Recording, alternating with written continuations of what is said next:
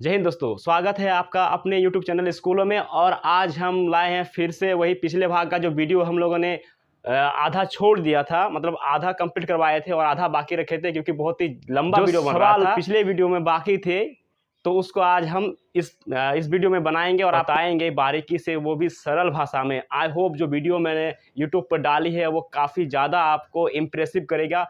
तो चलिए दोस्तों, शुरू करते हैं फिर से वही वीडियो। तो दोस्तों स्टार्ट करते हैं। तो आपका जो प्रश्न नंबर 7 तक हम लोग बनाए थे, अब आएंगे हम लोग प्रश्न नंबर 8। ठीक है, तो प्रश्न नंबर जो 8 आपको स्क्रीन पर दिख रहा है कि प्रश्न नंबर 8 क्या है। तो प्रश्न नंबर 8 जो है वह है, लेखक ने फादर बुल्के को मानवीय करुणा की दिव्य चमक क्यों कहा है।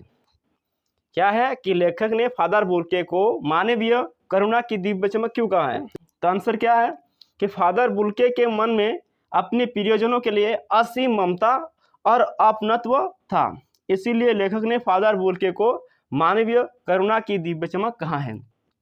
देखिए दोस्तों, जो आंसर है वो बहुत ही छोटा है और सरल भाषा में लिखा हुआ है। इसको सरल इसलिए किया गया ताकि आपको समझ में आए, आपको ज़्यादा मतलब रटने की जरूरत नहीं है, आप सिर्फ इसको पढ़ के ही इसको आसानी से याद कर सकते हैं।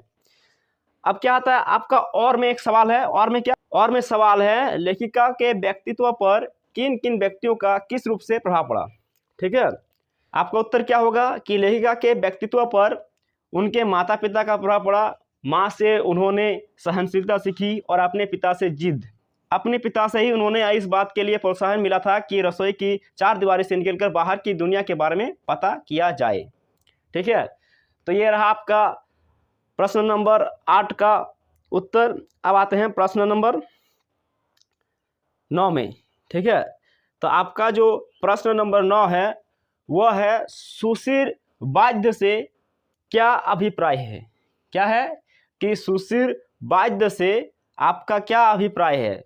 शहनाई को सुधीर वाद्य में शाह की उपाधि क्यों दी गई होगी। ठीक है, जो शहनाई है उसको जो सुधीर वाद्य में शाह की उपाधि क्यों दी गई है। तो इसका आंसर क्या होगा कि अरब देश में जो फूंक कर बजाए जाने वाले जो वाद्य होते हैं, जिसमें नाड़ी मतलब हो गया नरकट की जो रीढ़ होती है, उसको सुशिर वाद्य कहते हैं। ठीक है, और शहनाई को फूंक कर बजाया जाता है। यह अन्य सभी सुशिर वाद्यों में श्रेष्ठ है, इसलिए शहनाई को सुशिर वाद्य में शाह की उपाधि दी गई। ठीक है, अब दोस्तों आते हैं आपका सवाल नंबर 10 में। तो 10 नंबर सवाल क्या है कि जॉर्ज पंचम की लाट की नाक को पुनः लगाने के लिए मूर्तिकार ने क्या क्या प्रयत्न किए। इसका आंसर क्या है कि जॉर्ज पंचम की लाट की नाक को पुनः लगाने के लिए मूर्तिकार ने निम्नलिखित यत्न किए। उसमें क्या किया कि मूर्तिकार ने फाइलें ढूंढवाई। ठीक है, जिससे यह पता चला सके कि इस प्रकार का पत्थर कहाँ पाया जाता है।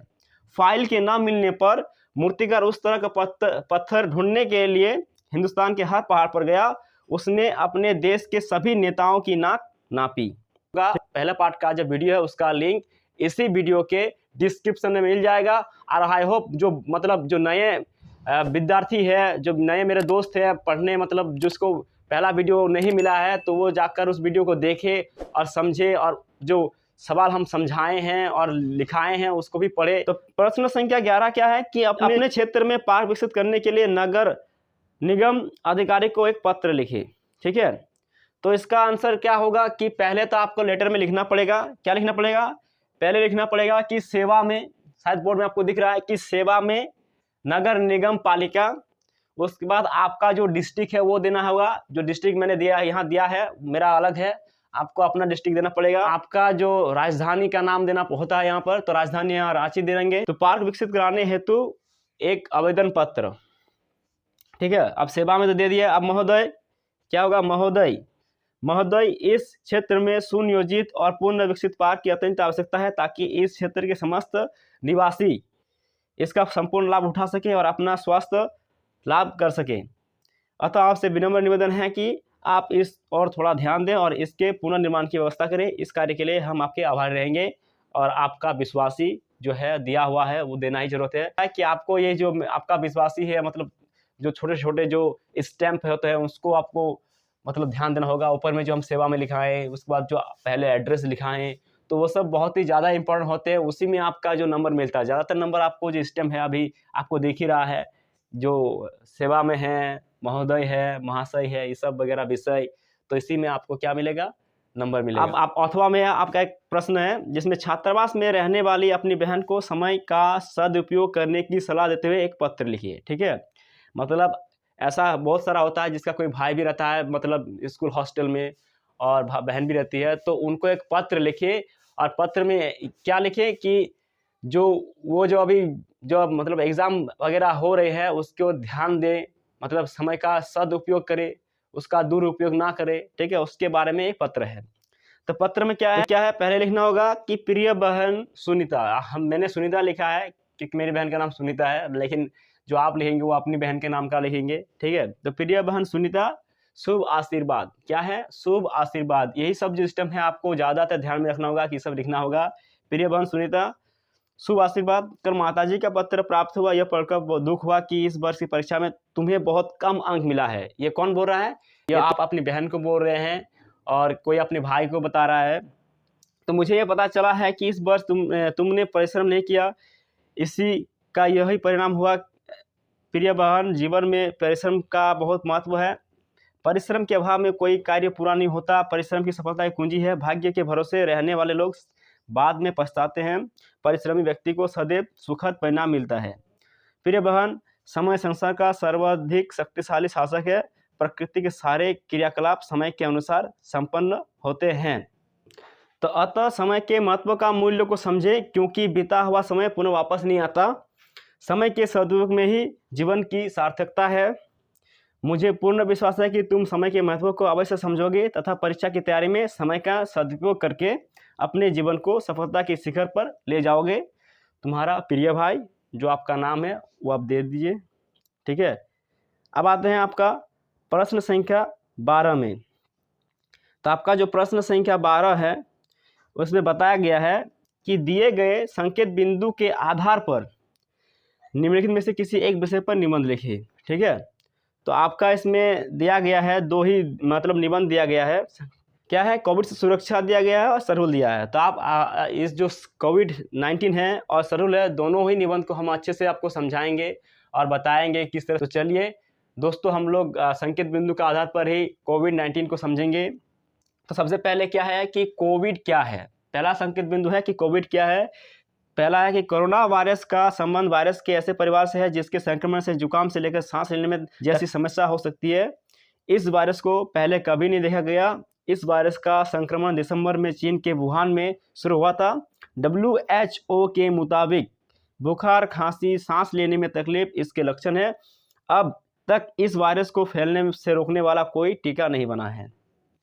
इसके संक्रमण के फलस्वरूप बुखार, जुकाम, सांस लेने में तकलीफ, नाक बहना और गले में खराश जैसी समस्याएं उत्पन्न होती है। यह वायरस एक व्यक्ति से दूसरे व्यक्ति में फैलता है, इसलिए इसे लेकर बहुत सावधानी बरती जा रही है। यह वायरस दिसंबर में सबसे पहले चीन में पकड़ में आया था। इसके दूसरे देशों में पहुंच जाने की आशंका जताई जा रही है। कोरोना से मिलते जुलते वायरस खांसी और छींक से गिरने वाली बूंदों के जरिए फैलते हैं। कोरोना वायरस अब चीन में उतनी तीव्र गति से नहीं फैल रहा है जितना दुनिया के अन्य देशों में फैल रहा है। कोविड-19 नाम का यह वायरस अब 70 से ज़्यादा देशों में फैल चुका है। कोरोना के संक्रमण के बढ़ते खतरे को देखते हुए सावधानी बरतने की जरूरत है ताकि इसे फैलने से रोका जा सके। अब आपका दूसरा संकेत बिंदु आ रहा है सुरक्षा के उपाय।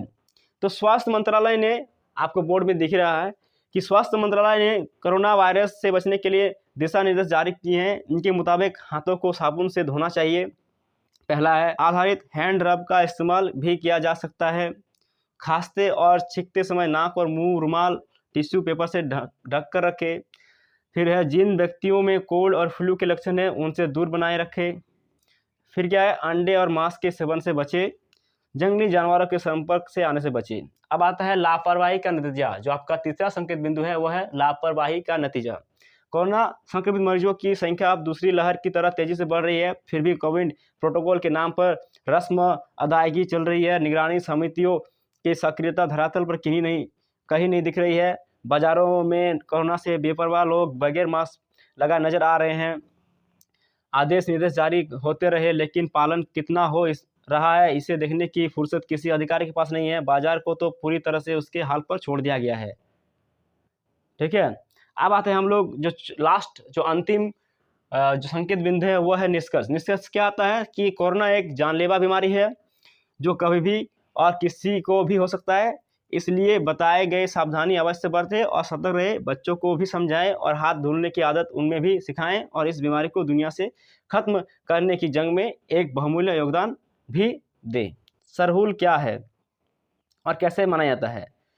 तो पहले आता है पर्व का परिचय। क्या है पर्व का परिचय? क्या है कि सरहुल उरांव नामक आदिवासियों का सबसे बड़ा त्यौहार है। जो उरांव नामक जो जनजाति है, मतलब जो आदिवासी है, उनके एक बहुत ही बड़ा त्यौहार है। यह त्यौहार कृषि आरंभ करने का त्यौहार है। कृषि आरंभ करने का त्यौहार है। इस त्यौहार को सरना के सम्मान में मनाया जाता है। सरना वो पवित्र कुंज है जिसमें वो साल वृक्ष होते हैं। यह पूजन स्थान का कार्य करता है। निश्चित दिन गांव का पुरोहित जिसे पाहन करते हैं सरना पूजन करता है। इस अवसर पर मुर्गे भी बलि दी जाती है तथा हांडिया मतलब चावल से बनाया गया मौद का अर्घ्य दिया जाता है।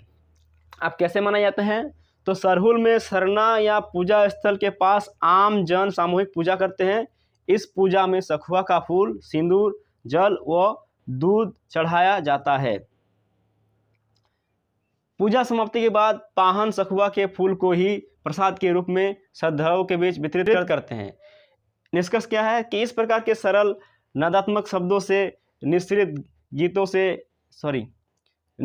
गीतों में उल्लास की रस भीनी बयार इठलाती रहती है। जितने ये सरल निकष्ट आनंद मूर्ति मनुष्य है, वैसा ही इनका सरल निश्चल तथा आनंद बृहल त्यौहार है। जैसे हिंदुओं की होली है, मुसलमानों की ईद है, ईसाइयों का क्रिसमस है, वैसे ही उराव लोगों का सरहुल है। तो दोस्तों आई मुझे लगता है कि जो आपका सवाल है उसको मैंने बहुत ही बारीकी से आपको समझाया। आई होप, मुझे लगता है कि आपको अच्छे से समझ में आया और जो ये ज़्यादा हेल्पफुल होगा आपको एग्ज़ाम के लिए। तो आपका जो सेट 1 है वो कंप्लीट हो गया है। अब आपका जो सेट 2 है वो हम कंप्लीट करवाएंगे।